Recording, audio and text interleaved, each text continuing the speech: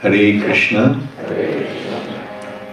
So, yesterday we discussed about Brahma's son, Swayambhuva Manu, and Shatarupa.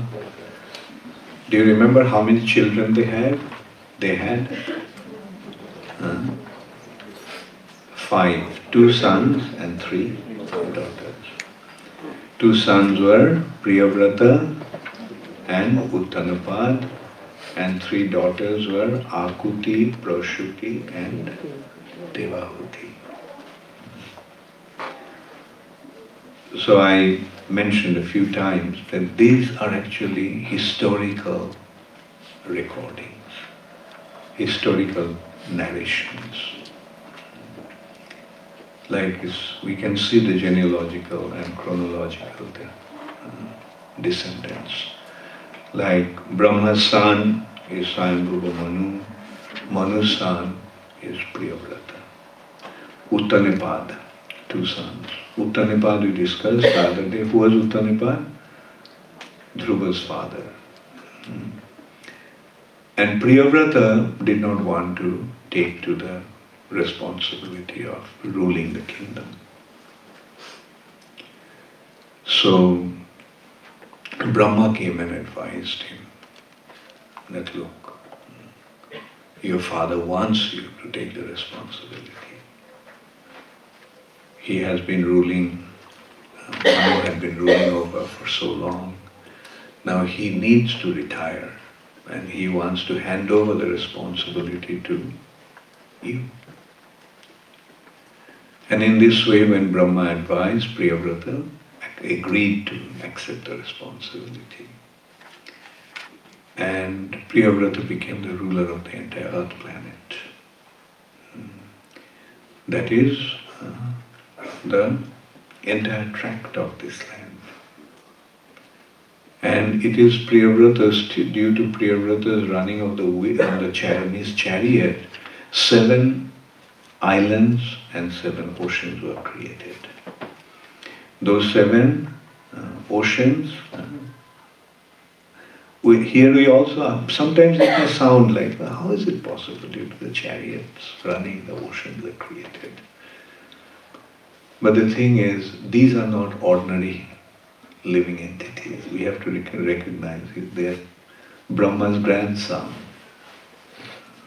Brahma, consider the power of Brahma, the first created being in the universe who came directly from the Supreme Personality of Godhead. And from his mind he could create his children. From different limbs of his body, different individuals appeared. And they were powerful individuals. So this is the description. There are 7 islands and 7 oceans. Our understanding is only up to the saltwater ocean and this tract of land surrounded by saltwater ocean. This is actually one island. This is not the entire earth planet. Just one island called Jambudvip. And beyond Jambudvip is the saltwater ocean. The beyond saltwater ocean, there is one island called Plakshadweep. And then beyond that is sugar water ocean. Sugarcane juice, meaning sugar water. And then beyond that ocean is an island, Shalmali island. Then beyond that is an ocean of liquor.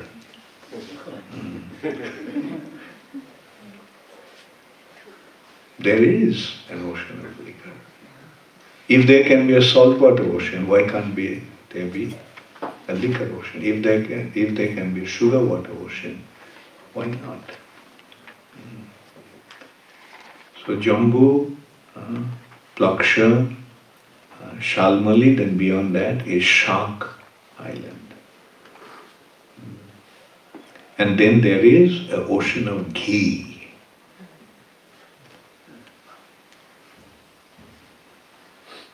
then Shak, then Kroncha island. Then Jambu, Plaksha, Shalmali, Shak, Kroncha, Kusha. No, I'm sorry, Kusha is before. Kusha, Kroncha, then Shak island. And then there is Yogurt ocean. And then there is this island called Kroncha, and then there is Milk Ocean called Pushkar, and then there is water ocean, pure water ocean. The ocean here that we have, that is surrounding this island or the planet, is not water, it's salt water. But there is another, ultimately there is a pure water ocean. So 7 oceans and 7 islands. And he had, Priyavrata had 10 sons, and out of them 3 became renounced, like 4 Kumars or Narad. And he made 7 of his sons the rulers of the 7 islands. His eldest son, Agnitra, became the ruler of this Jambudvip, this tract of land, earth planet, you can say. And Agnitra, when he was asked to procreate, because you see, Brahma's business is to fill up the universe with living entities, meaning providing bodies to the living entities to come here and go through their karmic cycle. So that's his business. That's why they were so much into getting married. And their consideration also is to get married after being qualified.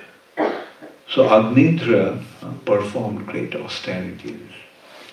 And as a result of that, from the heavenly planet, one Apsara was sent called Purvachitti. And Purvachittis, and through Purvachitti, Agnitra got an illustrious son called Nabhi. And in course of time, he became the ruler and he retired. This is the general trend. This was the general trend. Manu handed over the kingdom to Priyavrata. Sambhava Manu handed over the kingdom to Priyavrata. He retired. Then Priyavrata handed over the kingdom to his sons, 7 sons, headed by Agnitra. Then he retired. Then Agnitra handed over the kingdom to Nabhi and he retired. So this is the Vedic culture. 4 stages of life. Student life or brahmachari life. Householder life. And that doesn't mean a lifelong householder life. Then comes the retirement.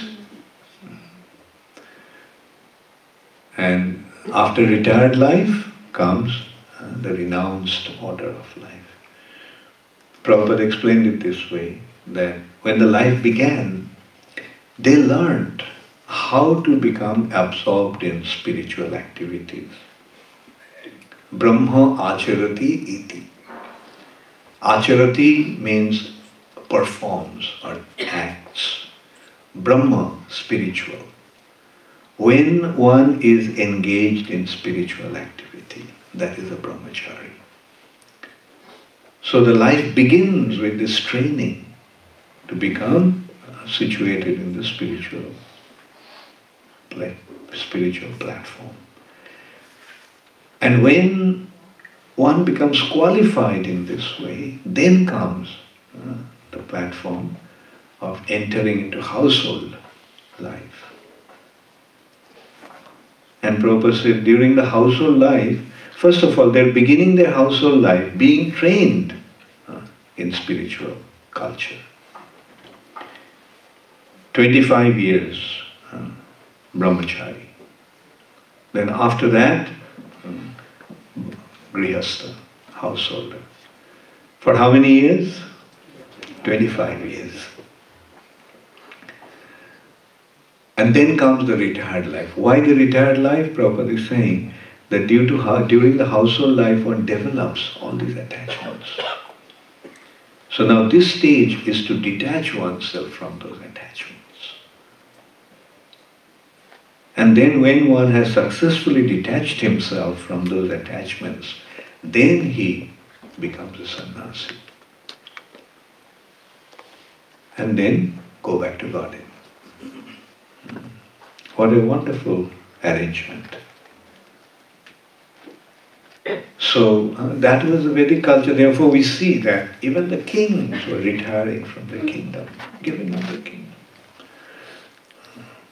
Takta turnam ashesha mandala patishranim shata tuchyavat. Tuchyavat means neglectfully. Well, now freeing myself from this unnecessary botherations and hassles. So retire. And so here we are seeing generation after generation, that was the strength. Manu retired, his son became the successor, Priyavrata. Priyavrata handed over to Agnitra. Agnitra handed over the kingdom to Nabhi. The Nabhi also performed great austerities to please the Lord. And as a result of that, the Lord appeared to him. And he assured him that he would come as his son. And that son of Nabhi was King Rishabdev. So King Rishabdev was an illustrious personality. He was extremely powerful and just king. And then he retired. He had 100 sons. Out of them, 9 became renounced. They are known as Navajogendra. Like the other day, I think Jesu asked the question, who are these Navajogendras? Ring the bell? Okay. So there are 9 extremely exalted spiritual personalities, Yogendras, greatest of the yogis. And they all stick together always. They are Kabi, Habi, Antariksha, Chamasha, Karabhajan, Pippalayan. So these are the 9 sons. The eldest one was Bharat. And 9 other sons became Brahmanas. These became yogis. The other 9 sons became Brahmanas. And 81 sons remained Kshatriyas. And assisted their eldest brother, Bharat Maharaj. Bharat Maharaj became the ruler of this earth planet. So, and according to Bharat Maharaj, this planet has become known as Bharatvarsha. So, Rishabdev's activities were extremely extraordinary. He was an extremely powerful ruler, but at one point he just retired. But before retiring, he instructed his sons. All his 100 sons he instructed about the goal of life. Again we are coming back to the same point. What is the goal of life? To become a devotee of the Lord. So this is the beauty of Srimad Bhagavatam. Time and time again, through every single episode, this same point is being made, the goal of life. And it is presented through such wonderful, I would say stories, I would say wonderful happenings of such illustrious, activities of such illustrious personalities. That is the glory of the Vedic culture. That is the glory of the human civilization. At that time there was no question of Hindu, Muslim, Christian, etc. At that time there was no consideration of Indian, European, African. There was only one tract of land and one population, one race of people, the human beings.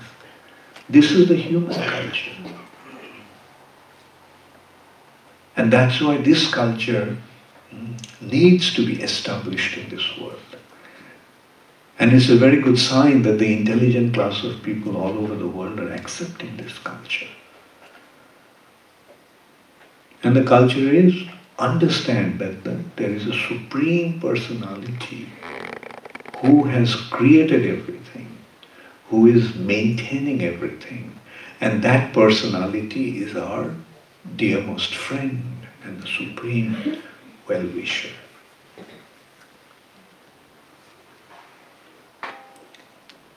He is our dearmost friend, Suridam Sarvabhutanam. In one hand, he is Sarvaloko Maheshwaram. He is the ruler of the entire creation. Not only he is the ruler, he is the controller, he is the proprietor of this material world, he is also the supreme proprietor of the spiritual reality. And we all are his parts and parcels. What does this parts and parcel mean? Just as the children are the parts and parcels of the Father, we are his parts and parcels. And there is no consideration of Hindus and Muslims and so forth. We're all living entities, not even only the human beings, the animals, trees, plants, insects. Wherever there is a living entity, wherever there is life, there is a soul. And that soul is a part and parcel of the Supreme Personality of Godhead. Therefore, he has this relationship with him. And the Lord is waiting for these living entities to come back to him. Come back to him to develop a loving relationship. The means or the criteria for going back to him is simply to develop a love for him. Doesn't love unite us and hatred separate us? Now, if we want to become connected to the Lord, what is the process? How can it be done? Simply through love. And that's why the love is there in our hearts. Every living entity has love in his heart. And that love is meant to be offered to the Lord as a means of becoming connected to him. Maya means when that love is offered to someone else. That is Maya. That love is meant exclusively to be offered to Krishna. But of course that doesn't mean that we should hate everybody else. No, in the light of Krishna, through Krishna, we develop all other relationships. Sometimes this point comes up. What about other relationships? I have my husband, I have my wife, I have my son, I have my daughter. What should I do with them? What should be my relationship with them? Should I run away from them? No. Just see them as parts and parcels of Krishna. Generally what we do in this material nature, we establish our relationships through the body. My body's father is my father, my body's mother is my mother, this body's brother is the brother, and so forth. This body, all the relationships are through the medium of the body. Now we simply have to change the paradigm, not through the body but through Krishna. So that is the only means, and that is the process of re-establishing our relationship with Krishna and with everybody else. As I gave the example yesterday, the sun. When the sun comes up, do you need any other light to see everybody else? No. In the light of the sun, you see the sun. With the light of the sun, you see yourself. And with that same light, you see everything else and everybody else. So that's what happens when you become Krishna conscious. In the light of this Krishna consciousness, we see Krishna, we see ourselves, and we see everyone else.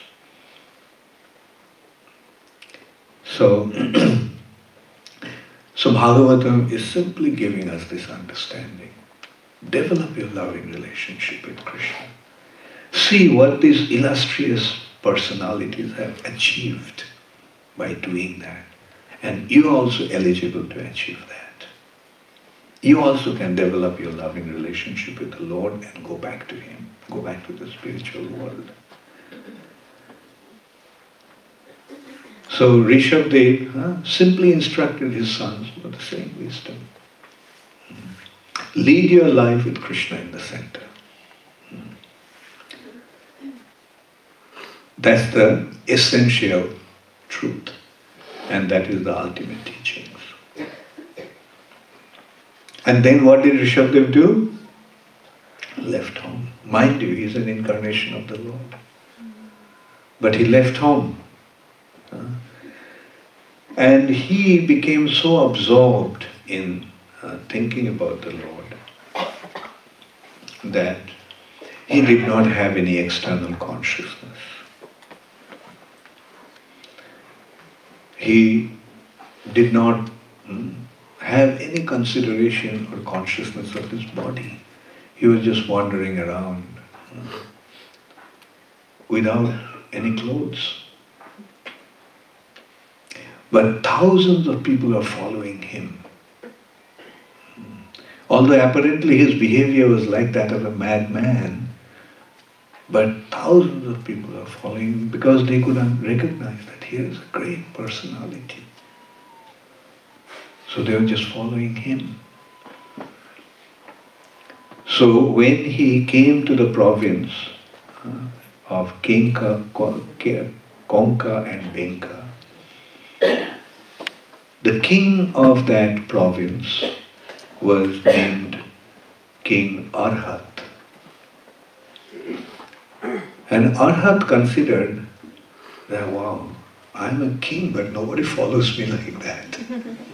And here's a person who doesn't have anything, who simply goes around, who is just walking naked. But so many people are following him. He doesn't eat, he doesn't have any external consciousness. And so Arhat thought that it's better to follow, better to behave like him, better to be like him. Then probably many people will follow me. And so he started to follow his activities, imitate his activities of Rishabdev. And as a result of that, Jainism started.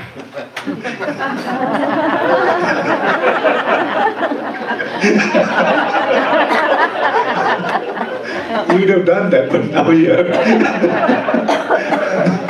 now you have found the right way. The Jains actually consider that the Rishabdev is the originator. And who is then after that? They don't name him as Arhat, They name him as Arihant. Arihant. And so anyway, that we can see that this is the culture, like people recognize the greatness of somebody, and rightly or imperfectly or perfectly they followed that person. And later on, of course, Jainism took another, like when Buddha came, around that time, Mahavir came. And Mahavir took that path. And Prabhupada pointed out that the Kshatriyas followed Buddha and Vaishyas followed Mahavir. And anyway, so we can see that how Jainism actually started following King Rishabdev. And Rishabdev's activities are prevalent in the Jain community. There are these Digambar Jains, they move about naked and so forth. So in this way you can see ultimately everything is coming from Vedic culture. Personalities, exemplary personalities in the Vedic culture had been followed, and as a result of different activities started. Christianity also came from Jesus went to India. Where the question, simple question actually arises. This was prevalent in our mind from our childhood actually. Where did Jesus go from 12 to 29? We get descriptions of Jesus in the Bible, New Testament, until he was 12 years old.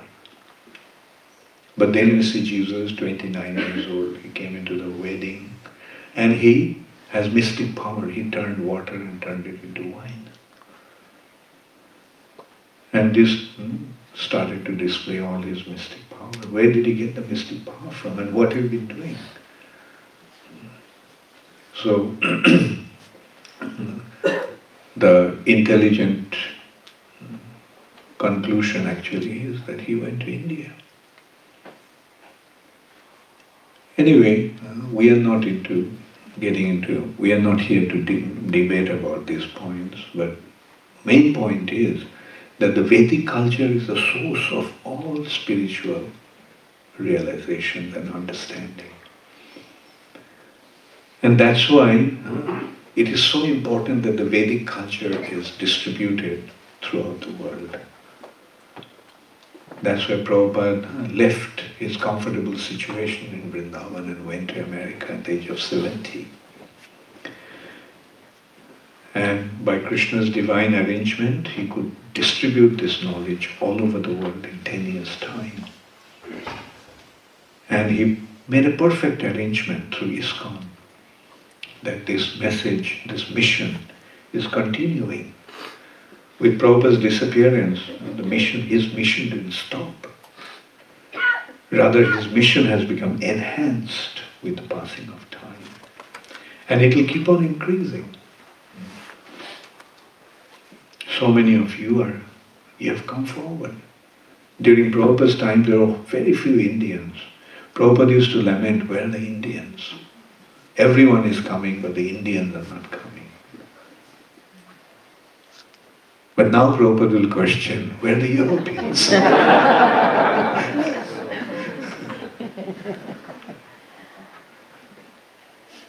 We are in Croatia, but where are the Croatians? Anyway, of course we are in a retreat. But we shouldn't always depend upon a retreat, we must make advancement also. Thank you all very much. All glories to Srila Prabhupada, Gaur Premanande.